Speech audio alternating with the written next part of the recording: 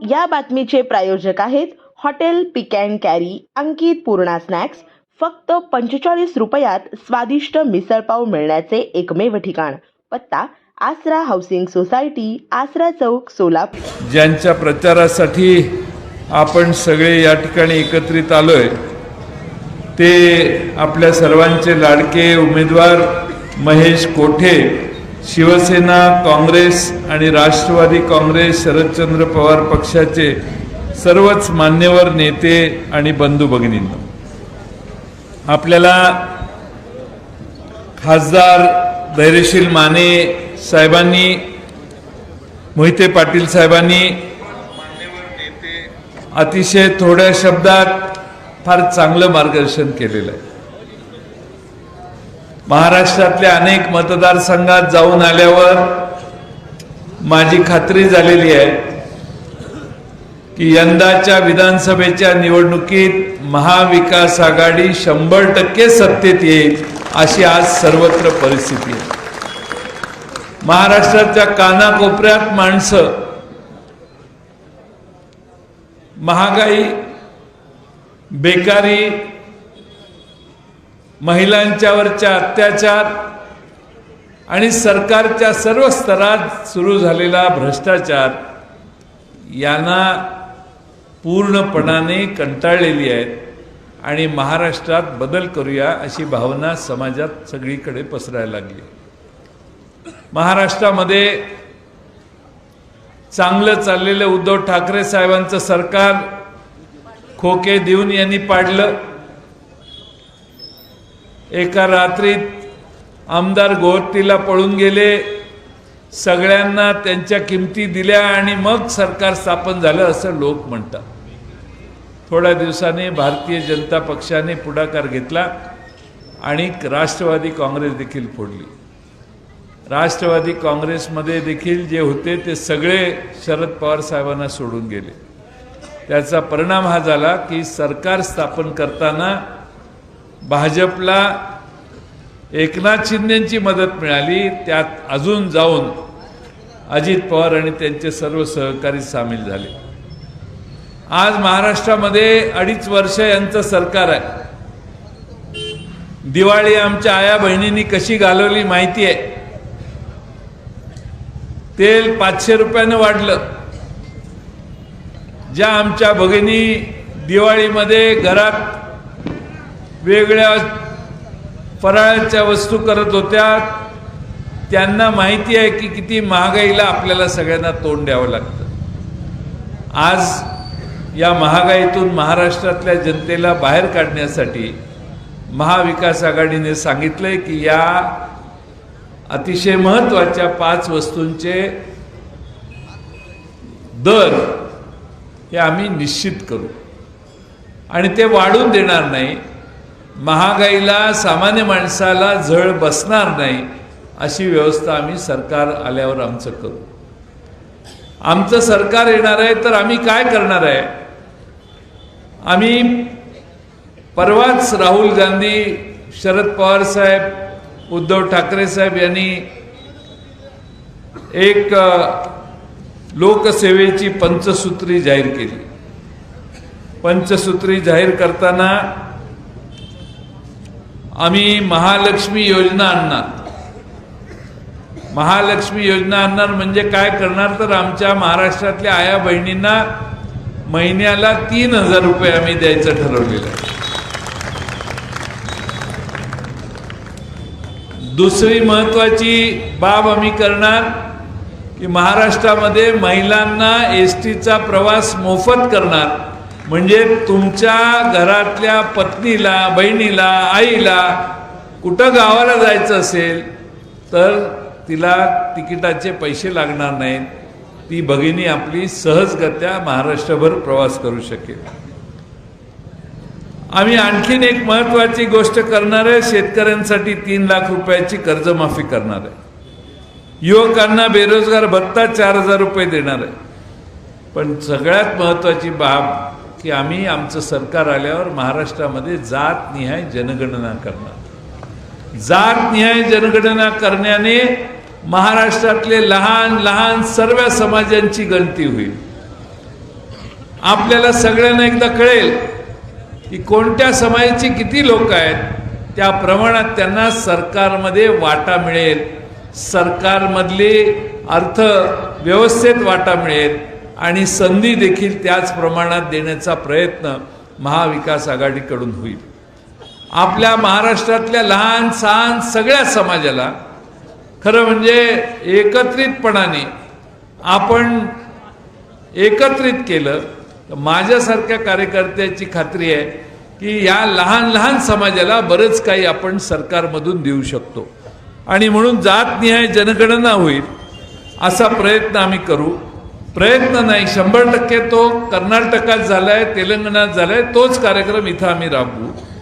आणि सगळ्यात महत्त्वाचं म्हणजे इथं कोणी आहे का आधी मला तपासू दे. मोदी साहेबांनी 5 लाख रुपयाची आरोग्याची हमी दिलेली होती. 5 लाख रुपयापर्यंत हॉस्पिटलचं बिल माफ. मोदी साहेबांचं कार्ड घेऊन जायचं, डॉक्टरने 5 लाखापर्यंत तुम्हाला बिल लावायचं नाही. असं कोण आहे का इथं की मोदी साहेबांचं कार्ड घेऊन गेला आणि सोलापूरच्या खाजगी रुग्णालयात 5 लाख रुपयापर्यंत माफी मिळाली, असं कोण असेल तर हात वर करा. 15 लाख पुढंच आहे, हे 5 लाखाची चर्चा चालू आहे. कुणाला नाही मिळालं ना. आम्ही सरकारने याच्यावर आमच्या तिन्ही पक्षाने विचार केला आणि आम्ही असं ठरवलं की प्रत्येक कुटुंबाला 25 लाख रुपयाचा विमा करण्याची गॅरंटी घ्यायची. त्या विमाचं कागद, विमापत्र घेऊन तुम्ही जर गेला आणि तुमच्या कुटुंबातल्या, तुमच्या घरातल्या सगळ्यांची नावं असतील, त्यातला कुणीही गेला तर अगदी मुंबईला ब्रिज कँडी हॉस्पिटलमध्ये जरी गेला तरी त्या इन्शुरन्सवर त्याला 25 लाखापर्यंतचा खर्च माफ होईल. त्याचे सगळे पैसे आणि सगळा बोजा महाराष्ट्र सरकार घेईल. कारण महाराष्ट्रातल्या ग्रामीण भागातल्या आमच्या आया बहिणींना अंगावर रोग काढतोय, सांगायचं नाही कारण खर्च वाटेल. पण महाराष्ट्र सरकारच तुमचा खर्च करणार असेल तर मला खात्री आहे की तुम्ही सहजगत्या असे दुर्धर आजारावर देखील मात करू शकाल. आणि त्यासाठी आम्ही जाणीवपूर्वक ही योजना केलेली आहे. खरं म्हणजे हे क्रांती चौकाचं ठिकाण आहे आणि या चौकामध्ये ब्रिटिशांच्या विरोधी क्रांती या चौकातून सुरू तुम्ही केली. आपली सभा देखील या क्रांती चौकात होते. हा चांगला शुभशकून आहे. महेश कोटे साहेबांच्या रूपाने या मतदारसंघात क्रांती घडवण्याची संधी आपणा सर्वांना मिळणार आहे. आज आपल्या मतदारसंघात तुम्ही लोकसत्ता वाचला की नाही माहीत नाही. भुजबळ साहेबांनी कुठंतरी मुलाखत दिलेली आहे आणि भुजबळ साहेब म्हणतात मी ओबीसी होतो म्हणून केंद्रीय एजन्सीने मला फार त्रास दिला. मी ओबीसी आहे म्हणून मला त्रास दिला आणि आमच्यातल्या बऱ्याच जणांना ईडीच्या चौकशा चालू झाल्या म्हणून आमच्यातल्या बऱ्याच लोकांना ईडीच्या चौकशा लागल्या म्हणून आम्ही सगळ्यांनी निर्णय घेतला तिकडे जाऊया, लय डोक्याला त्रास करू नये. हे माझं नाही, भुजबळ साहेबांचं विधान आज पेपरला आलेलं आहे. म्हणजे अजित पवार साहेबांच्या बरोबर जी लोक तिकडे गेली ती का गेली याचा खुलासा भुजबळ साहेबांनी अतिशय सोप्या शब्दात केलेला आहे. आज या देशाचे प्रधानमंत्री सांगतात 70,000 कोटीचा घोटाळा केला आणि 4 दिवसाने त्यातले सगळी लोक जाऊन पलीकडं मंत्रिमंडळात शपथ घेतात. हे भारतीय जनता पक्षाला कसं चालतं?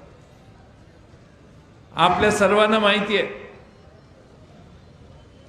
नवाब मलिक यांच्यावर देवेंद्र फडणवीस आणि सगळ्या भाजपने काय आरोप केले? देशद्रोहाचा आरोप केला. त्यांना जेलमध्ये ठेवलं, त्यात अनेक कलमं लावली, त्यात देशद्रोहाचा देखील गुन्हा होता. आणि त्याच्यावर वारंवार म्हणजे विधानसभेत एकदा नवाब मलिक आले तर लगेच निवेदन देण्यात आलं की ते आमच्या बरोबर त्यांचा काही संबंध नाही, ते आमच्या बाजूला बसू शकत नाही, त्यांनी कुठेही बसावं. तुम्ही वाळीत टाकलं का तर त्या माणसावर देशद्रोहाचा गुन्हा आहे. काल परवा यादी प्रसिद्ध झाली. अजित पवारांचा पक्ष आणि भारतीय जनता पक्ष यांची संघटना आहे, यांचा आघाडी आहे, युती आहे. अजित पवारांच्या पक्षातून नवाब मलिक यांना तिकीट देण्याचा निर्णय झाला. भारतीय जनता पक्षाने ते मान्य केलं. भारतीय जनता पक्षाच्या दृष्टीने देशद्रोही असणाऱ्या माणसाला देखील भारतीय जनता पक्ष आता उमेदवार म्हणून मान्य करायला लागली, असा त्याचा दुसरा अर्थ होतो. बरं, एकावर एक फ्री. वडिलाला दिलं, त्याच्या मुलीला पण तिकीट दिलं. म्हणजे भारतीय जनता पक्षाने नवाब मलिकवर आरोप केलेत, आम्ही नाही केलेले. भारतीय जनता पक्षाने त्यांच्यावर आरोप केले आणि त्यांना पॅनेलमध्ये घेतलं. भारतीय जनता पक्षाने अनेकांच्या मागे ईडी लावल्यात, त्यांना पुन्हा मंत्रिमंडळात घेतलं. म्हणजे या महाराष्ट्रामध्ये पाहिजे त्या पद्धतीनं विरोधकांना नामोहरम करण्याचं काम भारतीय जनता पक्षाने महाराष्ट्रात केलं आणि आपलं सरकार स्थापन केलं. हे सरकार मित्रांनो घालवल्याशिवाय पर्याय नाही. हे भ्रष्ट मार्गाने सत्तेत आलेलं सरकार आहे आणि या सरकारच्यामुळं देशामध्ये स्मार्ट सिटीच्या योजना केल्या. तुमच्या सोलापूरला देखील स्मार्ट सिटी आहे, झाली का स्मार्ट शहर? मी पूर्वी 40 वर्षापासून येतोय, 30 वर्षापासून येतोय. महानगरपालिकेने केलेली जुजबी कामं ह्याच्या पलीकडे स्मार्ट सिटीची कल्पना सोलापूरमध्ये प्रत्यक्षात मित्रांनो आलेली नाही. आणि म्हणून माझी आपणा सगळ्यांना विनंती आहे की आपण या सरकारला त्याची जागा दाखवण्याचं काम केलं पाहिजे. महागाईने आपल्याला जर्जर केलं, बेकारी वाढली. बेकारी कशी वाढली? महाराष्ट्रामध्ये 17 प्रकल्प असे आहेत की महाराष्ट्रात येत होते, ते गुजरातमध्ये त्यातले काही प्रकल्प गेले. महाराष्ट्राच्या बाहेर 17 प्रकल्प गेले. फॉक्सकॉन नावाचा प्रकल्प गुजरातला गेला. 1.5 लाख पोरांना आपल्या नोकऱ्या लागल्या अशा त्या सगळ्या ह्यांनी घालवल्या. आता गुजरातला फॉक्सकॉन गेल्यावर मुख्यमंत्र्यांनी विरोधी नाही केला. महाराष्ट्राच्या विधानसभेमध्ये मुख्यमंत्र्यांनी भाषण केलं. ते म्हटले, जयंतराव काही चिंता करू नका, आम्ही नरेंद्र मोदी साहेबांना भेटून आलेलोच आहोत काल, आणि कालच नरेंद्र मोदी साहेबांनी आम्हाला सांगितलं की डरो मत, महाराष्ट्र के लिए हम इससे बड़ी ह्याच्यापेक्षा मोठा प्रकल्प देऊ. मी म्हटले, ह्याच्यापेक्षा मोठा प्रकल्प कधी येणार? नाही म्हटले, लगेच देतो म्हटलेत मोदी.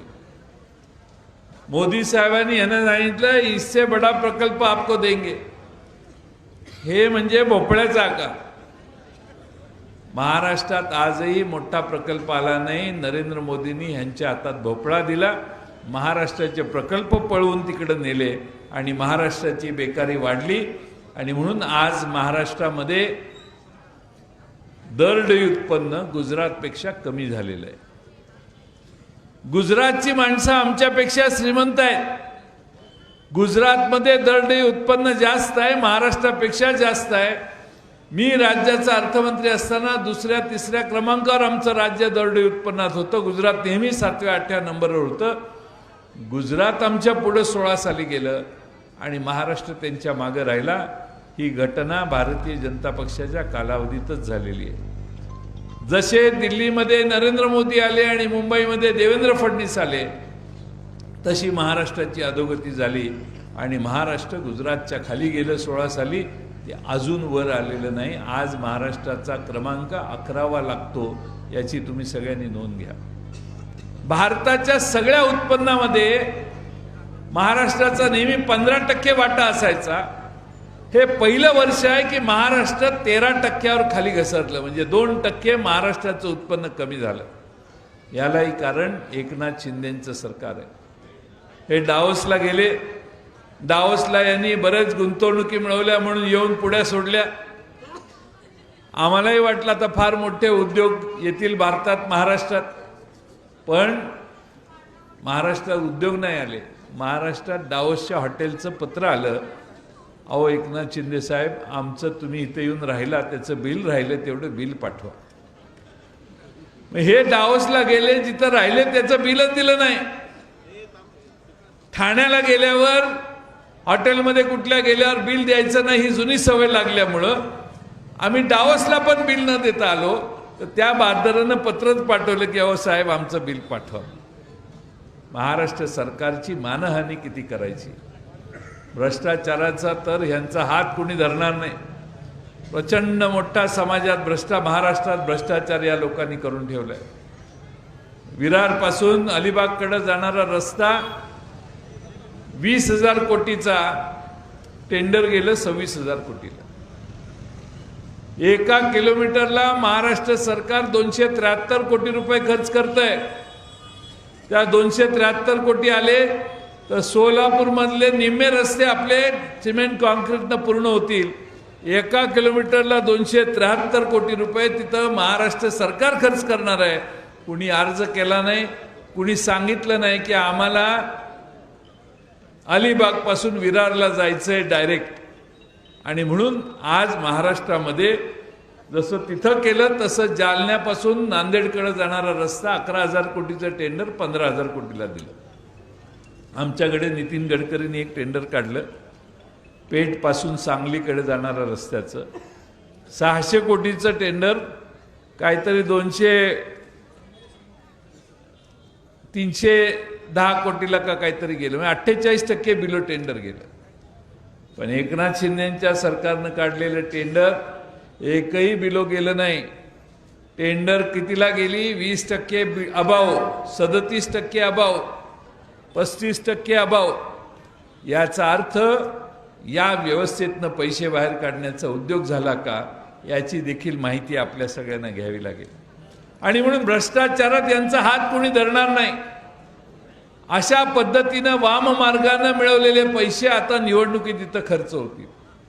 तुम्ही बघा आता पैशाचा पाऊस पुढच्या शेवटच्या 8 दिवसात कसा पडेल. या सरकारला खात्री आहे की महाराष्ट्रातली स्वाभिमानी माणसांची मतं आपण विकत घेऊ शकतो. हा कॉन्फिडन्स या लोकांना आहे आणि म्हणून पाहिजे तशा पद्धतीनं वागण्याचं काम ही लोक आज महाराष्ट्रात करतात. भ्रष्टाचाराला यांनी शिवाजी महाराजांचा पुतळा देखील सोडला नाही. मालवणला शिवाजी महाराजांचा पुतळा बांधला, उभा केला, मोदी साहेबांनी उद्घाटन केलं आणि 8 महिन्यात पुतळा कोसळला. त्या पुतळ्यावर झालेला खर्च देखील पूर्ण खर्च संबंधितांना मिळाला नसेल. पुतळ्यामध्ये भ्रष्टाचार केला म्हणून पुतळा कोसळला.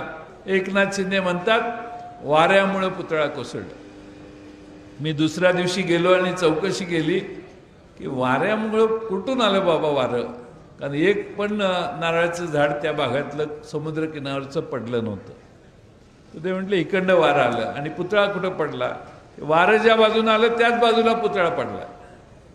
म्हणजे महाराष्ट्रात छत्रपती शिवाजी महाराजांचा पुतळा पडला याचं दुःख मराठी माणसाला झालेलं आहे.